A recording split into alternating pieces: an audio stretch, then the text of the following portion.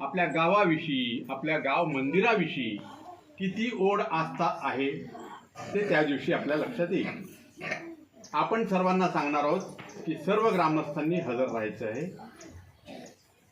आपल्या विभागाचे खासदार येतील त्यावेळी आपल्याला हे पाठांतराचं गीत असं तयार करायचं आहे की हेच गीत आपल्याला त्यांना बोलून दाखवायचं आहे त्यांच्यासमोर. स्वागत गीत वेगळं असेल आणि आपलं पाठांतराचं गीत वेगळं असेल.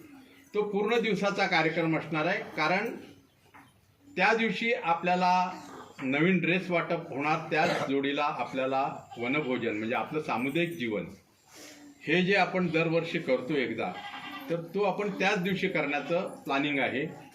आपल्याला इथे मंडप पण घालायचं आहे आणि ह्या कामी मला माहिती आहे भाऊ रवी आणि युवा वर्ग इथला अतिशय ॲक्टिव्ह आहे. तो नेहमीप्रमाणे चांगल्या प्रकारे सहकार्य करेल.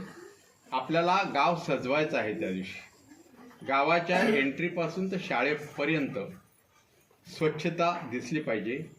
आपण तिथे रांगोळी वगैरे काढल्या पाहिजे आणि ती सगळी व्यवस्था आपल्या शाळेतील शिक्षक मॅडम आहेत, शिक्षिका अतिशय चांगल्या प्रभावीपणे काम करत आहेत.